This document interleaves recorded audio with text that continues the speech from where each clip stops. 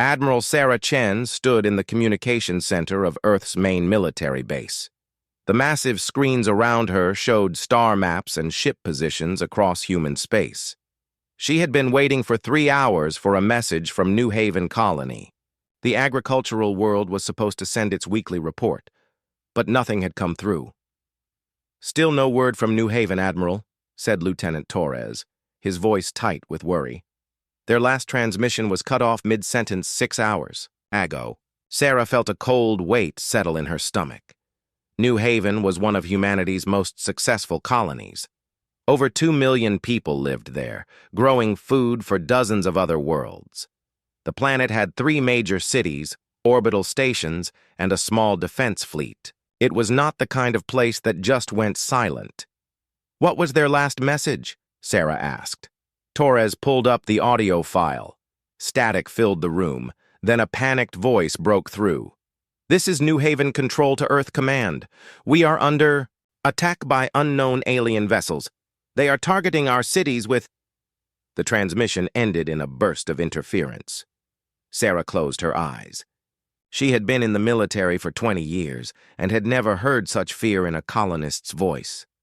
"Send a reconnaissance probe immediately. I want to know what happened to our people." The probe would take 3 weeks to reach New Haven. It was equipped with the fastest engines humanity had built, but space was vast. During those 3 weeks, Sarah tried to contact other colonies in the area. None of them had seen anything unusual. No alien ships, no distress signals, nothing. Earth's leaders called emergency meetings. The president, the military chiefs, and colony representatives all wanted answers. Sarah had none to give them. All she could do was wait and hope that somehow the people of New Haven were still alive.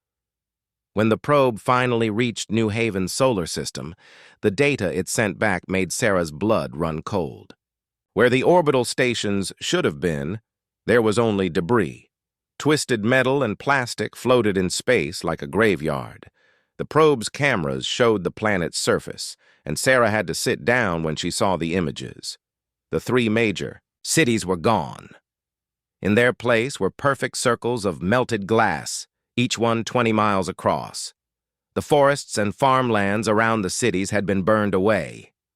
Rivers had been turned to steam. Even from space, the probe's sensors could detect that the atmosphere was filled with ash and radiation. "There are no life signs," Torres reported, his voice barely a whisper. "No human settlements, no communication signals. The planet is dead." Sarah studied the data for hours. The attack had been precise and thorough. Whoever did this had used weapons powerful enough to turn entire cities into glass. They had destroyed every human structure on the planet and in orbit. It was not a battle. It was extermination. The probe collected samples from the atmosphere and debris field. Back on Earth, scientists analyzed everything they could find. After 2 days of work, they had answers that made the situation even worse. The weapon signatures matched technology used by the hegemony of HFY, Dr. Martinez explained to Sarah and the other military leaders. "They are a species from the outer rim, very aggressive, very territorial." Sarah had heard of the HFY. They controlled about 50 star systems and had been expanding their territory for decades. Human intelligence knew they were militaristic and considered other species inferior. But attacking a human colony was an act of war. "Why would they target New Haven?" asked General Thompson, the head of colonial defense. "It was just a farming world. No military value." Dr. Martinez pulled up a star map. "New Haven was in what?" "The HFY consider their sphere of influence. Our intelligence suggests they view human expansion as a threat to their dominance in that sector." Sarah felt anger building inside her chest. 2 million innocent people had been murdered because aliens saw them as a threat to their expansion plans. Farmers, teachers, children, all killed to send a message. "Do we know how many ships they used?" Sarah asked. "Based on the destruction pattern, approximately 1,000 vessels," Dr. Martinez replied. It was a significant force, but not their entire fleet. 1,000 ships to murder 2 million humans. Sarah had seen enough war to know that this was not just military action. This was genocide. The Kethvar had decided that humans did not deserve to exist in their territory, so they had wiped out everyone on New Haven as a warning. The probe continued to orbit the dead world, sending back more data. There were no survivors hiding in underground shelters. No escape pods that had made it to space. The Kethvar had been thorough in their extermination. They had even destroyed the orbital farms and research stations that posed no military threat. Sarah walked to her office after the briefing. On her desk was a picture from New Haven's last harvest festival. Smiling families posed in front of golden wheat fields. Children played in the background while their parents celebrated another successful growing season.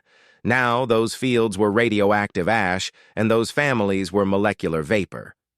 Her assistant knocked on the door. "Admiral, the President wants to see you immediately.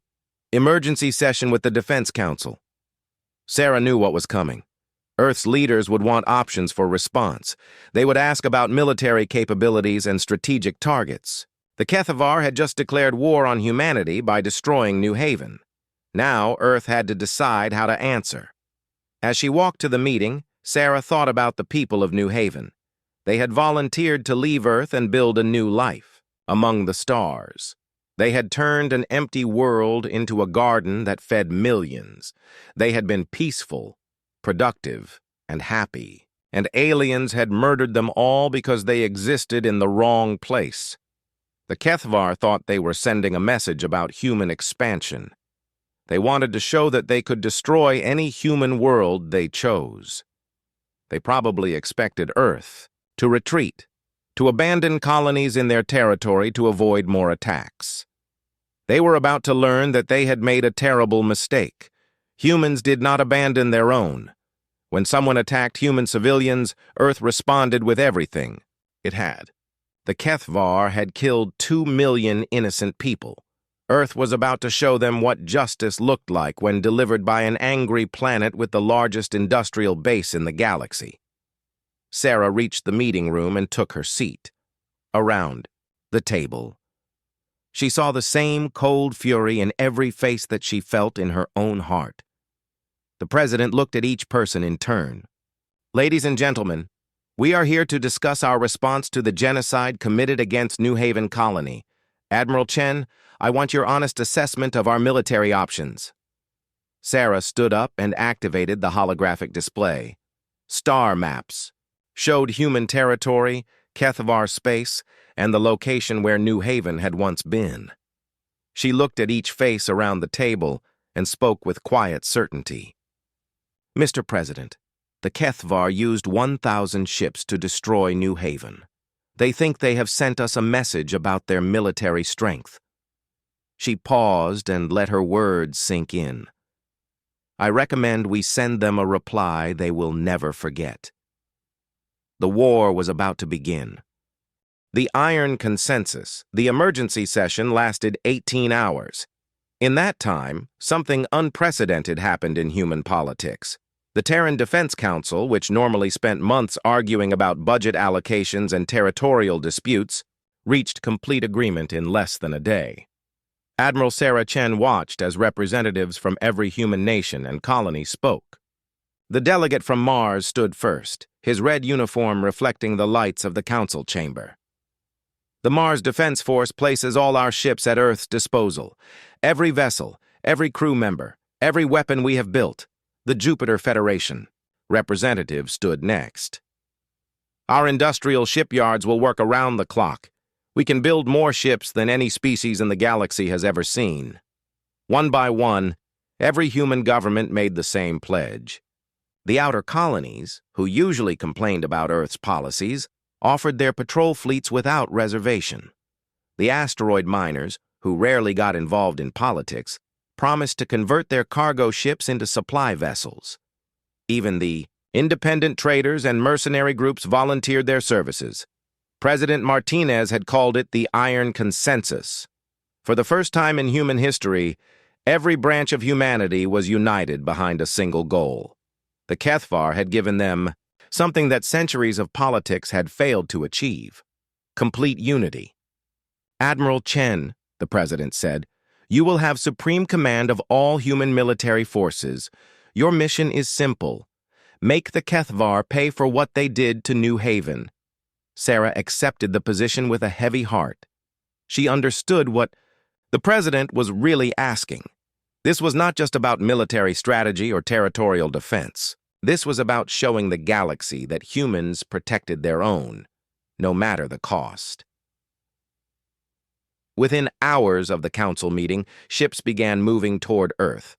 The planet's orbital space filled with vessels of every size and type. Massive dreadnoughts from the core worlds arrived alongside small frigates from frontier colonies. Transport ships brought supplies, ammunition, and fuel from across human space. The logistics were staggering. 700,000 ships needed coordination, supply lines, and battle plans. Sarah established her command center on Luna Base, where the massive computers could handle the data flow from such an enormous fleet. Her staff worked in shifts around the clock, organizing humanity's greatest military undertaking. The shipyards worked at maximum capacity. Earth's moon-based factories churned out new vessels every day. Mars contributed its famous heavy cruisers, built in the low gravity of the red planet's shipyards. Jupiter's gas mining platforms provided fuel for the fleet, while the asteroid belt supplied raw materials for weapons and armor. Other species watched humanity's mobilization with growing alarm. The Centauri Republic sent diplomatic messages urging restraint. The Arcturian Trade Alliance offered to mediate between humans and the Kethvar.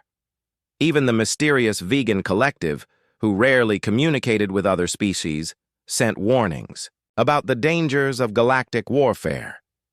Sarah read each message and filed them away. She appreciated the concern of humanity's allies, but this was not a matter for diplomacy.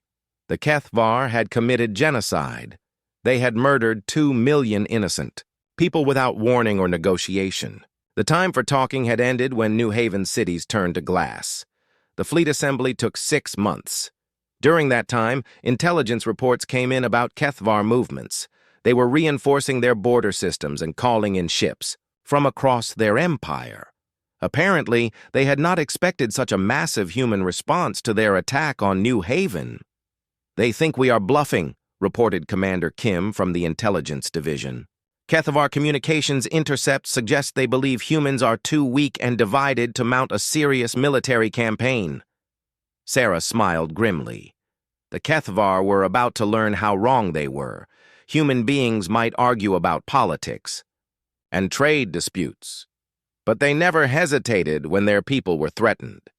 The aliens had killed human children. Now they would face the consequences. The Iron Fleet, as it came to be called, was unlike anything the galaxy had ever seen. 700,000 ships formed battle groups across dozens of star systems. Each group was larger than most species' entire military forces. The largest battle group, led by Sarah herself, contained 50,000 ships, including Earth's most powerful dreadnoughts. Sarah stood on the bridge of the EDF Retribution, humanity's newest and most advanced warship. Through the viewports, she could see hundreds of other vessels in formation. Their hulls gleamed with fresh armor plating and their weapons arrays bristled with destructive power. Each ship carried crews who had volunteered for this mission, knowing they might not return home. "Admiral, we are receiving final crew reports from all battle groups," announced Captain Williams, Sarah's second-in-command. 700,000 ships, 15 million crew members, all ready for combat operations. 15 million humans had volunteered to avenge New Haven. They came from every world, every background, every profession. Former merchants commanded converted cargo ships loaded with missiles. Mining engineers operated vessels designed to crack asteroids but perfectly capable of cracking alien warships. Military academy graduates served alongside grizzled veterans who had fought pirates in the outer systems. The diversity of the fleet was its greatest strength. Unlike the standardized forces most species used, the Iron Fleet combined dozens of different ship designs and tactical approaches. Some battle groups specialized in long-range bombardment. Others focused on fast attack runs or defensive operations. The HFY would face an enemy that could adapt to any situation. Sarah received the final intelligence briefing before departure.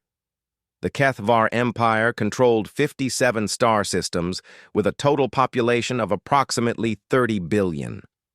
Their military consisted of roughly 100,000 ships, most of them smaller than human vessels but equipped with the powerful weapons that had destroyed New Haven. "They are consolidating their forces," reported the intelligence officer. "It appears they plan to defend their core systems and abandon their outer territories if necessary." That suited Sarah perfectly. She did not want to chase HFY ships across the galaxy. She wanted to find them, defeat them completely, and make sure they never again considered attacking human civilians. The departure ceremony was broadcast across human space. Representatives from every world spoke about New Haven and the people who had died there. A moment of silence was observed for the victims, followed by readings of their names. It took 3 hours to read every name, and Sarah listened to each. 1. Maria Santos, age 7, who had wanted to be a teacher. Dr. Robert Kim, who had developed new farming techniques that fed millions. The Morrison family, who had just celebrated their first successful harvest on their new farm. 2 million names, 2 million lives cut short by alien hatred. As the ceremony ended, Sarah gave the order that would begin humanity's largest military campaign. "All ships, prepare for hyperspace jump. Set course for HFY territory. We have people to remember and justice to deliver." The hyperspace engines of 700,000 ships charged simultaneously. Space itself seemed to bend around the massive fleet as they prepared to jump across the galaxy. Other species watching the departure would later describe it as terrifying and beautiful, like watching a force of nature given purpose and direction. Sarah thought about the HFY leadership, probably confident in their military strength and secure in their fortified worlds. They had attacked what they saw as a weak human farming colony, expecting no serious response. They had calculated that humanity would retreat rather than risk galactic warfare. They were about to discover that they had miscalculated everything about human nature. The species that had turned dead worlds into gardens would now turn their industrial might toward war. The people who had built cities in the depths of space would bring that same determination to destroying those who threatened their children. The hyperspace jump began, and 700,000 ships disappeared into the void between stars. The Iron Fleet was going to war, carrying with it the combined fury of an entire species. The HFY had wanted to send humanity a message about power and territory. Earth was about to deliver a reply written in fire and steel that would echo across the galaxy for generations. The Long Hunt. The first HFY system fell in 4 hours. Admiral Sarah Chen watched from the bridge of the Retribution as her forces surrounded the outer world of Kelthak. 50,000 human ships emerged from hyperspace simultaneously. Their weapons trained on the planet's orbital defenses. The HFY commander obviously expected a negotiation.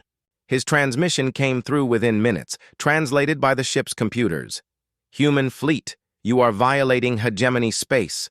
Withdraw immediately or face destruction." Sarah's response was broadcast to every ship in both fleets. "This is Admiral Chen of the Terran Defense Force.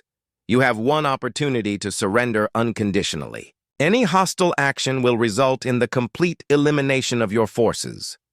The alien commander's reply came back filled with what the translators identified as laughter.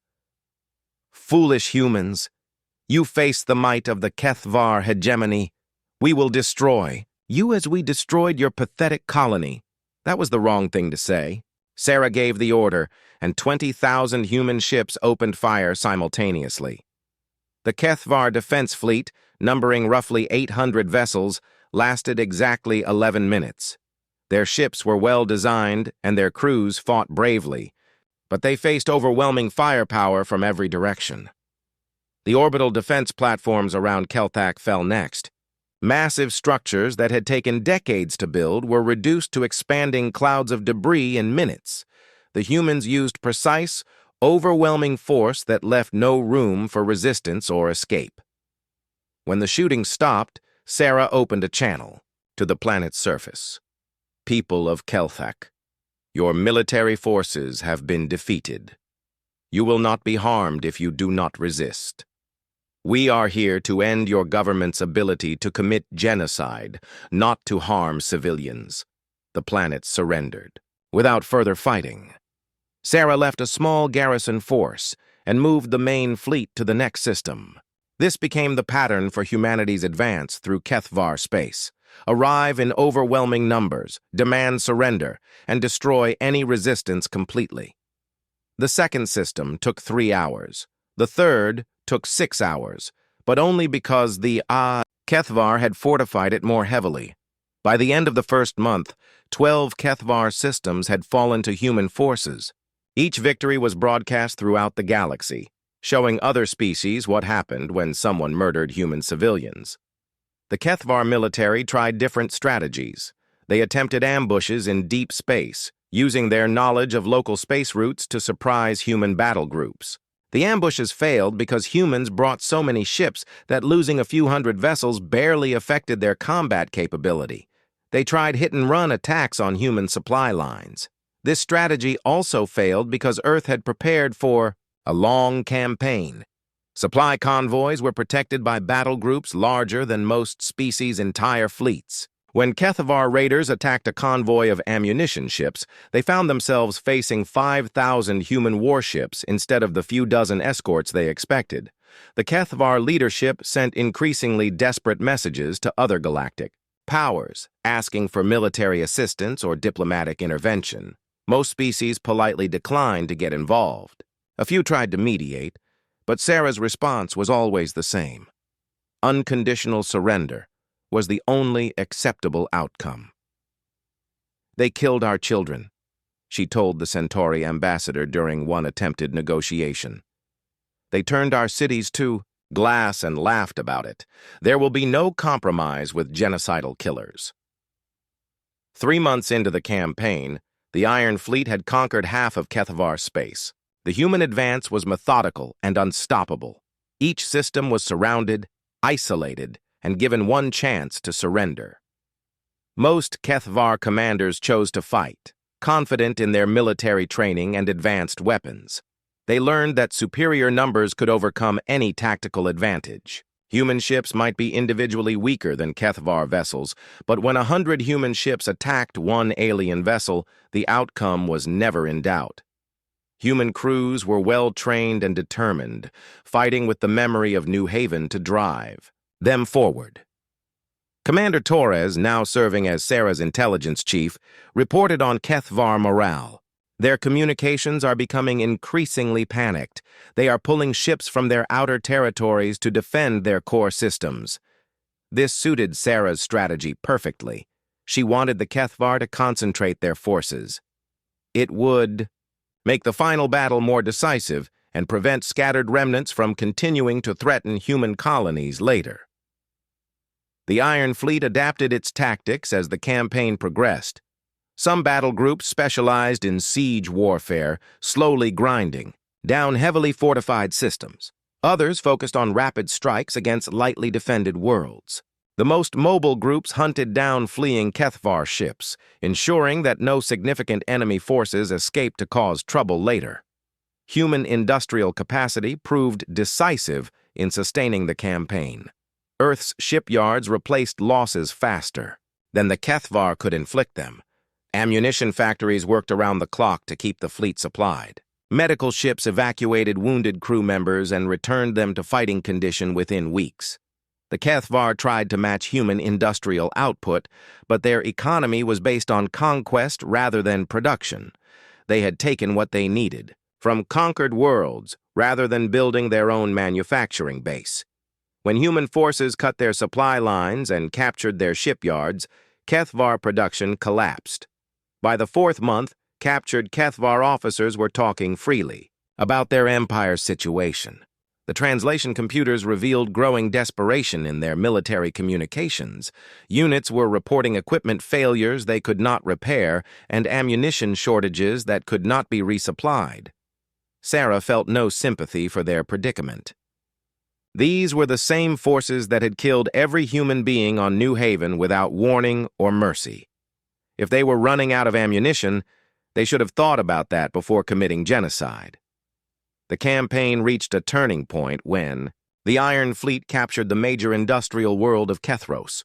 The planet's shipyards had produced a significant portion of the Kethvar fleet, and its fall crippled their ability to replace losses. More importantly, the planet's databanks contained complete intelligence on Kethvar military deployments and strategic plans.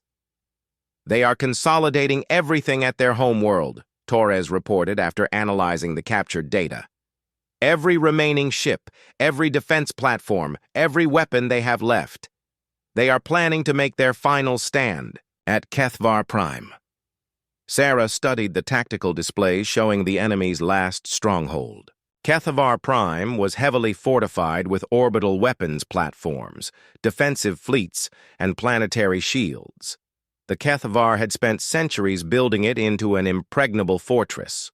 Under normal circumstances, attacking such a position would cost an enormous number of ships and lives, but these were not normal circumstances. Sarah commanded 700,000 ships against an enemy that now had fewer than 20,000 functional vessels. The Kethvar had built their fortress to withstand conventional attacks. They had not planned for an assault by the largest military force in galactic history. The final preparations took 2 weeks. Sarah assembled her most powerful battle groups for the assault on Kethvar Prime. 200,000 ships would participate in the attack, while the remaining forces secured conquered territory and prevented any chance of Kethvar reinforcement. As the fleet prepared for hyperspace jump to the enemy homeworld, Sarah addressed her forces one final time. Her message was broadcast to every ship in the Iron Fleet, reaching the millions of humans who had spent months fighting to avenge New Haven. We are about to finish what the Kethvar started when they murdered our people. They chose genocide as their weapon. We choose justice as ours. Remember New Haven. Remember why we are here. Let every species in the galaxy know that humanity protects its own. The hyperspace engines charged, and 200,000 ships prepared to deliver the final blow to the Kethvar Empire. The long hunt through alien space was almost over. Soon, the species that had laughed while burning human children alive would face the full consequences of their actions. Sarah thought about the families on New Haven who would never see this day. They deserved to witness the justice being delivered in their names.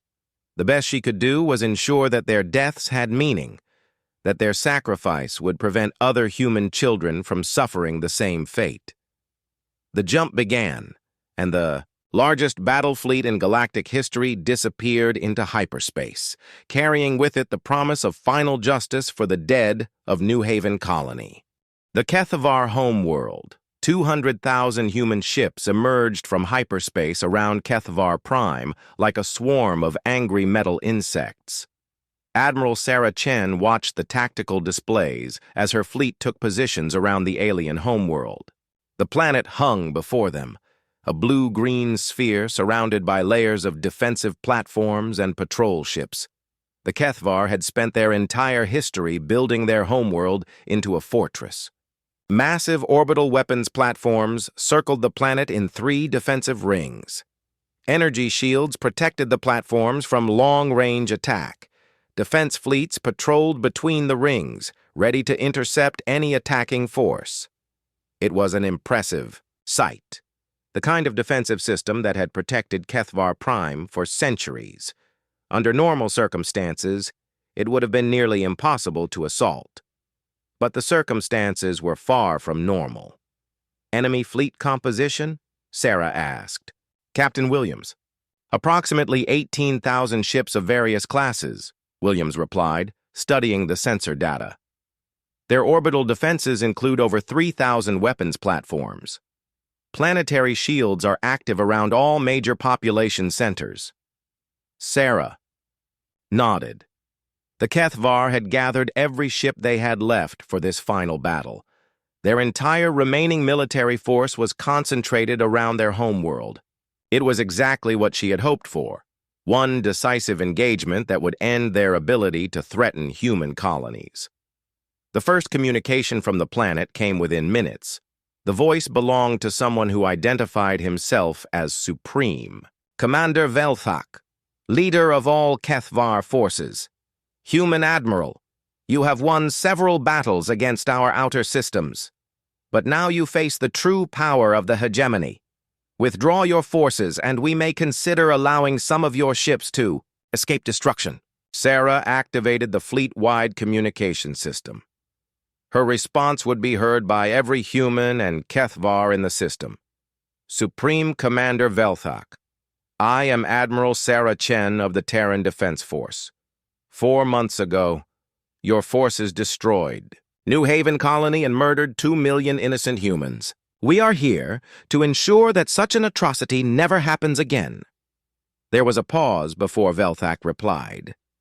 When he did, his voice carried the same arrogant tone that had marked Kethvar communications throughout the war. New Haven was a military necessity. Your species was expanding into our territory. We simply removed the threat before it could grow larger. Sarah felt her anger rise, but kept her voice calm. You murdered children in their schools and families in their homes. You turned entire cities to glass without warning. That was not military action, it was genocide. Your opinion is irrelevant, Velthak responded. You face the combined might of our empire. 18,000 ships and 3,000 orbital platforms await your attack. How many of your people will you sacrifice for your foolish quest for revenge? Sarah looked around the bridge at her officers. She saw the same cold determination in their faces that she felt in her own heart. These were people who had spent months fighting their way through Kethvar space, witnessing the evidence of alien cruelty on every world they liberated. Supreme Commander, you seem to have miscounted our fleet, Sarah said. We are not here with a few hundred ships hoping to win through superior tactics. We brought 200,000 warships to your homeworld. We are not here to fight your 18,000 ships. We are here to eliminate them. The communication channel went silent. Sarah could imagine the shock on the alien bridge as they processed what she had said. 200,000 ships was 10 times larger than their entire defending force. The Kethvar had never faced such overwhelming odds. Begin the attack, Sarah ordered. All battle groups commence bombardment of outer defensive ring. The space around Kethvar Prime lit up with weapons fire. 50,000 human ships opened fire simultaneously on the orbital platforms defending the planet's outer perimeter. The energy output was so massive that it temporarily overloaded several sensor systems. The Kethvar platforms returned fire, their powerful weapons cutting through human ships like knives through paper. But for every human vessel destroyed, 100 more continued the attack. The platforms had been designed to defeat attacking fleets of a few thousand ships, not a force that darkened the entire star system. The first defensive ring fell in 30 minutes. The massive platforms that had protected Kethvar Prime for generations were reduced to expanding clouds of debris. The Kethvar defense fleet tried to intervene, but they were hopelessly outnumbered. 18,000 ships could not fight 200,000 and hoped to survive. Supreme Commander Velthak opened communications again as his outer defenses crumbled. Admiral Chen, perhaps we can reach an understanding. The hegemony is prepared. To discuss terms for ending this conflict, Sarah's response was immediate. The time for negotiations ended when you turned our children into ash. Surrender unconditionally or be destroyed. We are a proud people, Velthak replied. We will not bow to human demands. Then you will die for your pride, Sarah said, and ordered the attack to continue. The second defensive ring lasted an hour. The Kethvar had concentrated their most powerful weapons there, and the platforms fought with desperate courage. Human losses mounted into the thousands as alien beams tore through ship after ship, but the outcome was never in doubt. Superior. Numbers overcame every tactical advantage. As the second ring fell, something unexpected happened. Individual Kethvar ships began breaking formation and fleeing the battle. They were not retreating in an organized fashion. They were simply running in panic as they realized the hopelessness of their situation. "Should we pursue the fleeing ships?" asked Captain Williams. Sarah considered the question. Part of her wanted to hunt down every Kethvar vessel and destroy them all. But she had a larger purpose here. "Let them go. Our goal is to end their ability to threaten human colonies, not to exterminate their entire species." The final defensive ring put up the strongest resistance. These platforms were built into the planet's orbital infrastructure and could not easily retreat. Their crews knew they were fighting for their homeworld and gave everything they had. It was not enough. 20,000 human ships concentrated their fire on each platform, overwhelming their shields and armor through sheer firepower. The weapons that had destroyed New Haven were turned to scrap metal by human determination and superior numbers. As the last orbital platform exploded, Kethvar Prime lay defenseless before the human fleet. The planetary shields still protected the major cities, but they were designed to stop bombardment from space, not invasion from the ground. Supreme Commander Veltak made one final transmission. His voice had lost its arrogant tone and now carried, "Only desperation. Admiral Chen, we surrender. The hegemony formally surrenders to human forces. Please, spare our civilians." Sarah looked at the defenseless planet below her fleet. She could order an orbital bombardment that would turn every Kethvar city to glass, just as they had done to New Haven. It would be perfect revenge, justice measured, in equal destruction. But that was not who humans were. The people of New Haven had been farmers and teachers and children. They had built schools and hospitals, not weapons platforms and military bases.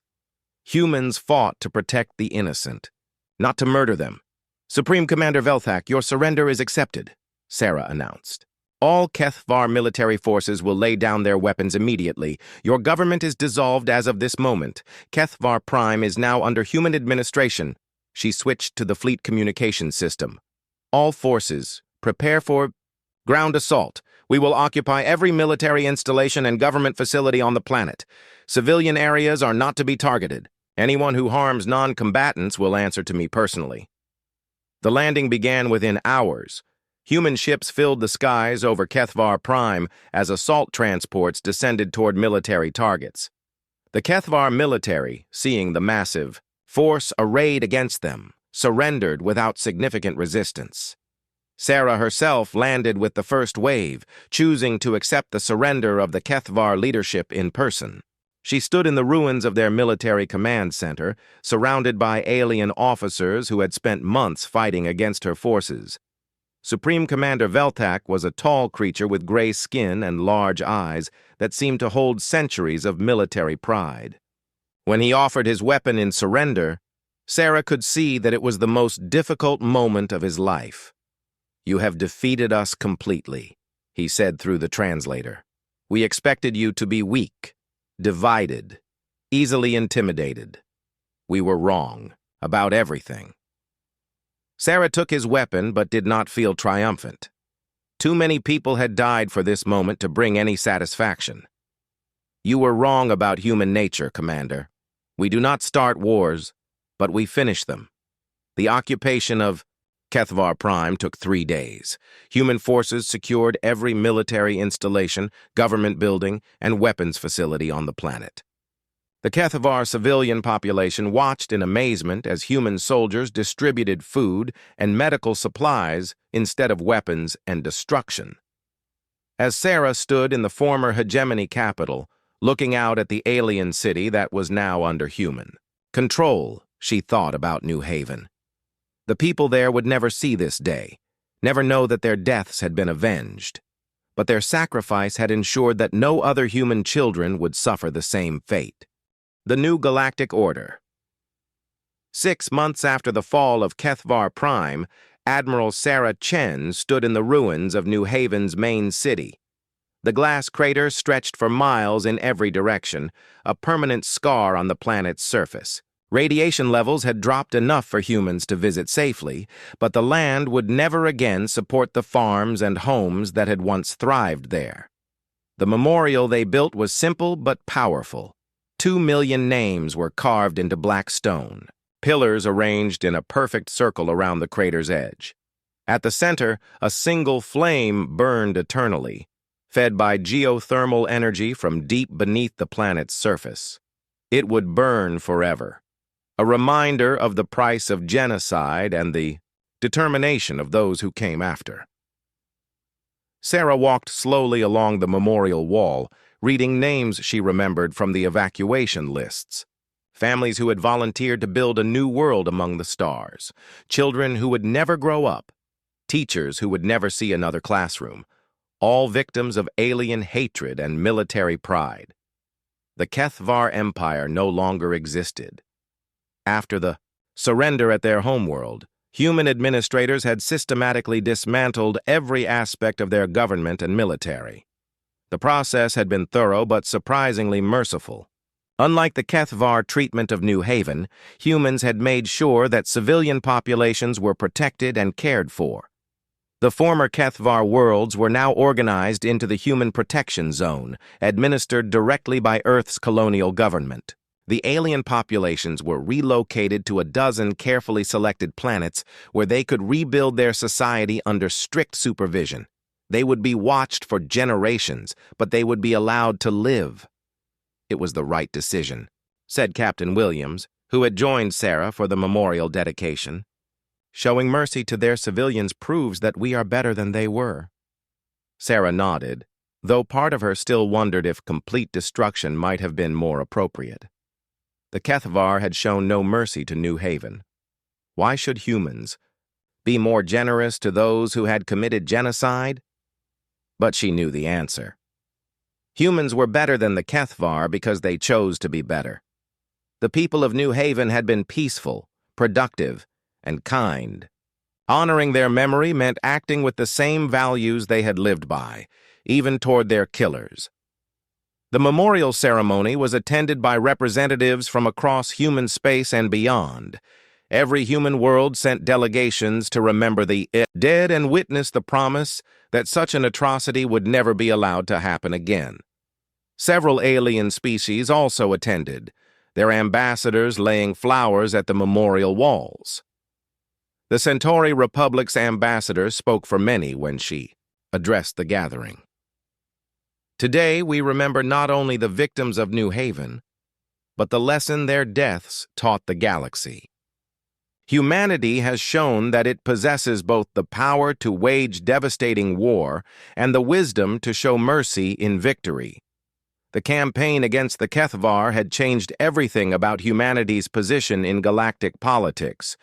Before New Haven, humans were seen as a young species, rapidly expanding but not particularly threatening to established powers. After the Iron Fleet's demonstration of overwhelming military force, every alien government suddenly wanted better relations with Earth. Trade agreements that had been stalled for years were suddenly approved within weeks. Territorial disputes that had dragged on for decades were resolved in humanity's favor. Species that had never acknowledged human claims to star systems now formally recognized Earth's sovereignty over vast regions of space.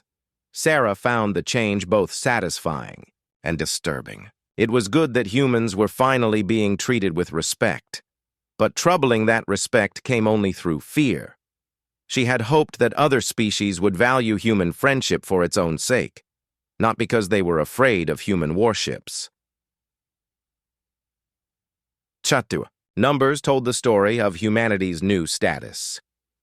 The Iron Fleet had lost approximately 15,000 ships during the campaign, less than 3% of the force that had set out to avenge New Haven. Earth's shipyards had already replaced those losses and built thousands more vessels. The industrial capacity that had sustained the war effort continued to produce new ships even in peacetime. Other species looked at those numbers and realized what they meant. Humanity could field the largest military force in galactic history, without straining their economy or depleting their reserves. The ships that had conquered the Kethvar Empire were just a fraction of what Earth could build if truly threatened. The former Kethvar territories presented both opportunities and challenges for human administration. Many of the conquered worlds had valuable resources or strategic locations, but they also had alien populations that needed to be integrated peacefully into human space. Sarah had been appointed as the first governor of the Protection Zone, responsible for managing this complex transition. The work was difficult but rewarding. Human engineers rebuilt the infrastructure that had been damaged during the war. Human doctors provided medical care to alien populations who had been neglected by their former government. Human teachers established schools where young Kethvar could learn about peaceful coexistence instead of military conquest. Not all the former Kethvar accepted their new situation gracefully. Small groups of military holdouts continued to launch guerrilla attacks against human installations. A few extremist factions talked about rebuilding their empire and reclaiming their former glory. But these groups found little support among civilian populations who were experiencing peace and prosperity for the first time in generations. The galaxy's major powers watched humanity's administration of the conquered territory with great interest. The Arcturian Trade Alliance had expected humans to exploit the former Kethvar worlds for their resources and labor. Instead, they saw infrastructure improvements and civilian welfare programs. The Vegan Collective had predicted harsh oppression of the conquered populations. Instead, they witnessed education initiatives and cultural preservation efforts. Sarah understood that humanity was being tested. Every decision about the former Kethvar territories would be scrutinized by other species, who were trying to understand what kind of galactic power Earth intended to become. The choices made now would determine humanity's reputation for centuries to come.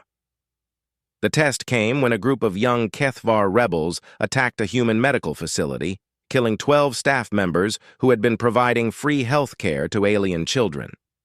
The rebels claimed they were fighting for their people's freedom and demanded that humans leave their traditional territory. Some human politicians called for massive retaliation. The rebels had murdered innocent people who were trying to help, their former enemies. Military officers suggested that harsh punishment was necessary to prevent further attacks. Sarah made a different choice. She ordered the rebels captured alive and put on trial in civilian courts. They were convicted of murder and sentenced to life imprisonment, but they were allowed to speak in their own defense and represented by competent lawyers. Their families were not punished or harassed. The trial was broadcast throughout the galaxy. Other species watched as humans applied their justice system fairly even to those who had killed their people.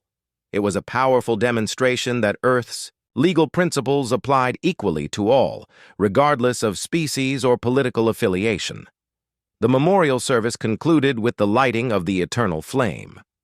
Sarah placed the torch into the central brazier, and fire bloomed against the darkening sky. Around the crater's edge, 2 million names caught the flickering light, ensuring that the dead of New Haven would never be forgotten. As the crowd dispersed, Sarah remained at the memorial with a small group of survivors. These were people who had been off-world when New Haven was attacked, or who had emigrated to other colonies before the destruction. They were the living remnants of a community that had been wiped from existence. "Do you think we did the right thing?" asked Dr. Elizabeth Santos, whose daughter Maria had been among the youngest victims. "Showing mercy to the people who killed our children?" Sarah considered the question carefully. It was one she had asked herself many times during the long months of occupation and reconstruction. "I think the people of New Haven would have wanted us to be better than their killers," she replied. "They built their colony to show the galaxy what humanity could achieve through peace and cooperation." If we had responded to genocide with genocide, we would have dishonored their memory. Dr. Santos nodded slowly. Maria always said she wanted to help people from other worlds learn to grow food like we did. Maybe helping the Kethavar rebuild is a way of continuing her work. As Sarah left the memorial, she thought about the future of human space. The Iron Fleet had dispersed back to their home systems, but the message they had sent would resonate for generations. Humanity would protect its people with overwhelming force when necessary, but it would also show mercy to defeated enemies and justice to all who lived under its protection. The galaxy had learned that humans were not a species to be trifled with, but more importantly, it had learned that humans were a species that could be trusted with power. The tears shed over New Haven's graves had watered the seeds of a new galactic order, one where genocide would find no refuge and justice would be delivered by those strong enough to enforce it.